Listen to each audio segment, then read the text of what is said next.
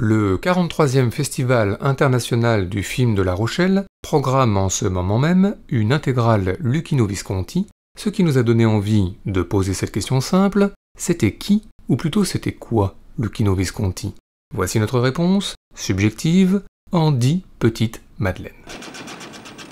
Luchino Visconti, c'était tout d'abord des débuts dans les années 30 en tant que costumier, notamment pour Jean Renoir, puis la réalisation début 40 de son premier long-métrage, Les Amants Diaboliques, d'après le roman de James Cain, un film qui pose les jalons de ce que l'on appellera le néo-réalisme italien, avec la description quasi-documentaire d'un village dans la région de Pau, mais aussi la description très réaliste de la ville de Ferrare, et puis au milieu la fiction, Gino, Giovanna, et leur liaison bientôt dangereuse.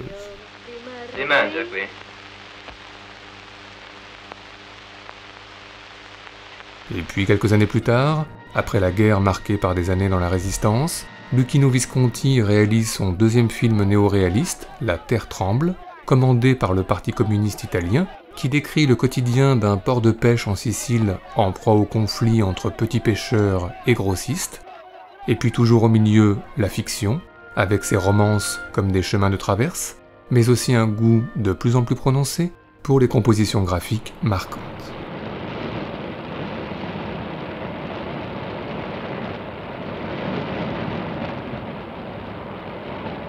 Luchino Visconti, c'était ensuite au début des années 50, un certain éloignement du néo-réalisme, tout d'abord avec Bellissima, fable désenchantée sur le monde du cinéma qui commence avec des auditions à Cinecittà auxquelles participe une jeune fille accompagnée de sa mère Anna Magnani, première star dans le cinéma de Visconti. Mais c'est avec Senso, en 1954, que la forme viscontienne s'impose définitivement.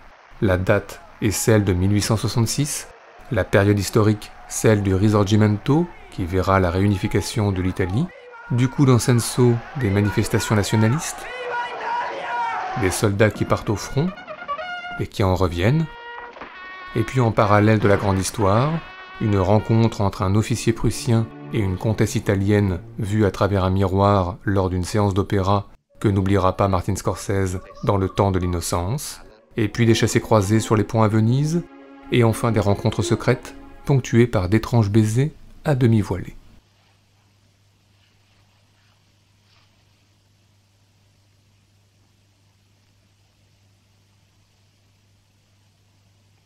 Luchino Visconti, c'était ensuite au milieu des années 50, après de nombreuses mises en scène au théâtre, le film Nuit blanche d'après Dostoïevski.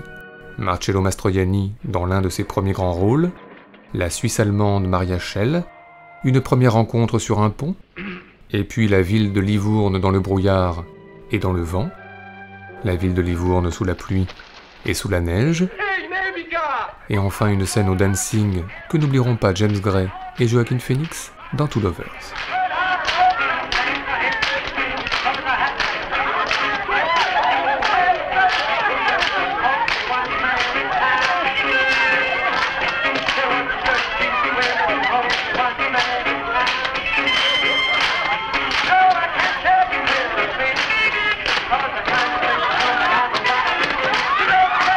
Luchino Visconti, c'était ensuite, tout début 60, Rocco et ses frères, et le retour à un cinéma dit social, Alain Delon, Renato Salvatori et Annie Girardot, sans oublier Roger Hanin et l'apparition dans le cinéma de Visconti de Claudia Cardinal, et puis des combats de boxe, et enfin, pour couronner le tout, le plus beau des regards caméra sur la plus belle des musiques, signée Nino Rota.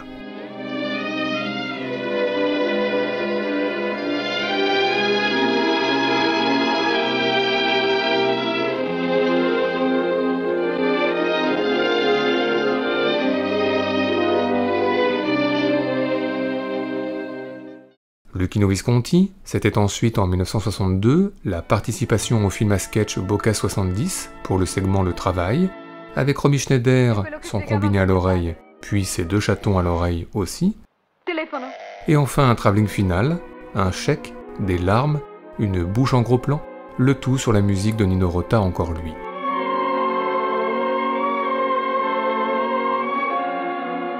Mais la grande œuvre de Visconti vient l'année suivante avec Le Guépard, la révolution garibaldienne d'un côté, et le faste d'un palais en Sicile de l'autre, dont se souviendra Francis Ford Coppola dans sa trilogie du Parrain, et puis Burt Lancaster en aristocrate qui se meurt, mais aussi Serge Reggiani et Pierre Clémenti, à gauche, sans oublier les splendeurs d'un bal fastueux, et surtout le plus beau des chassés-croisés amoureux entre Claudia Cardinal et Alain Delon, dans le plus beau des décors fait de tableaux et de poussière, rythmé par la plus belle des musiques, signée Nino Rota, encore et toujours.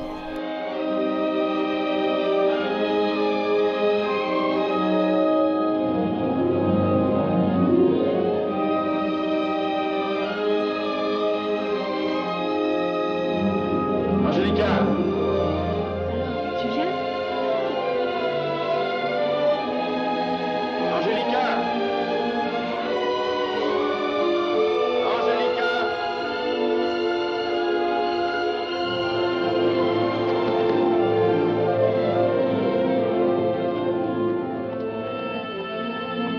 Angélica!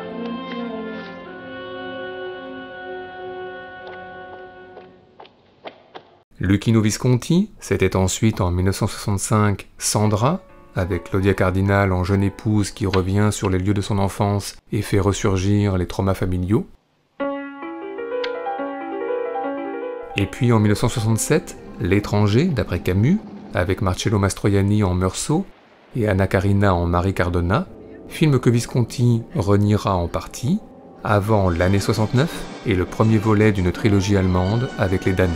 La montée du nazisme dans les années 30 avec des livres brûlés, et pas n'importe lesquels. Émile Zola, Marcel Proust. Une famille figée dans ses traditions qui va bientôt se fissurer. Et puis l'apparition chez Visconti de Dirk Bogarde, de Charlotte Rampling, mais aussi et surtout l'apparition d'Helmut Berger, muse et compagnon du cinéaste, au cours d'un spectacle pour public plutôt averti.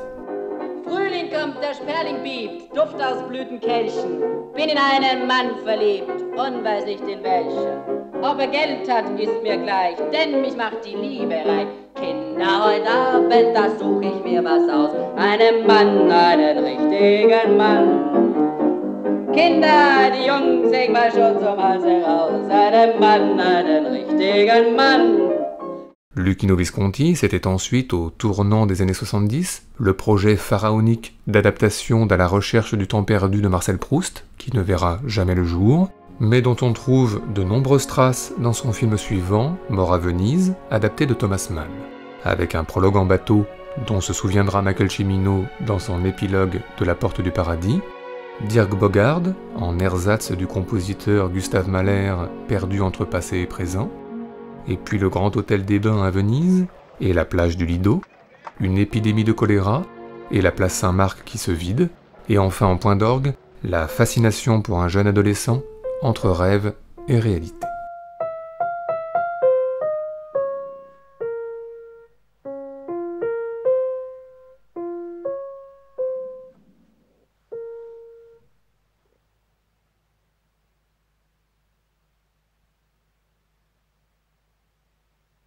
Luchino Visconti, c'était ensuite en 1972 Ludwig ou le crépuscule des dieux, où le cinéaste italien raconte l'accès au pouvoir de Louis II de Bavière, puis son isolement et sa déchéance.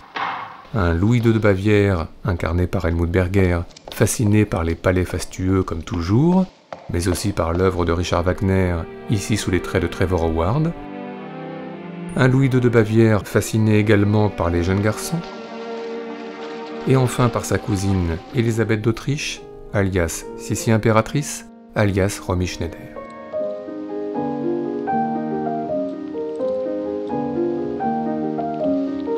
È molto tempo che non ci incontriamo, mon cousin.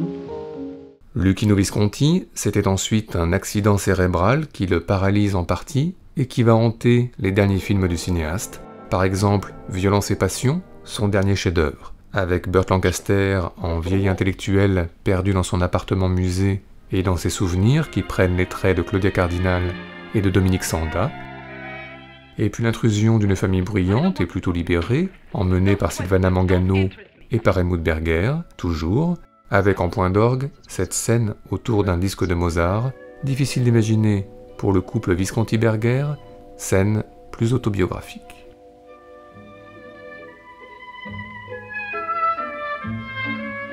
That's better.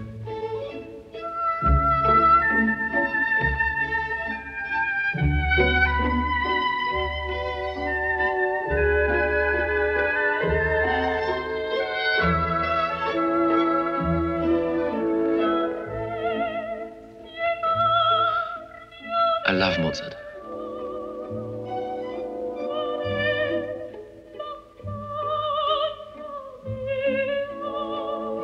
Luchino Visconti, c'était enfin un ultime film, L'Innocent, en 1976, avec toujours les palais fastueux, toujours l'éternel triangle amoureux entre Giancarlo Giannini, Jennifer O'Neill et Laura Antonelli, un film sans doute mineur dans la filmographie de Visconti, mais où subsistent encore quelques splendeurs, l'intensité des regards et l'intensité des baisers. Et puis, pourquoi pas terminer par cela, un dernier plan pour clore plus de 30 ans de cinéma, un personnage qui s'éloigne et une image qui se fige pour longtemps, une image qui ne veut pas partir, et qui renvoie surtout à toutes ces autres fins de films chez Luchino Visconti, tous ces autres personnages qui ont eux aussi quitté la scène de dos, lentement, très lentement, très très lentement.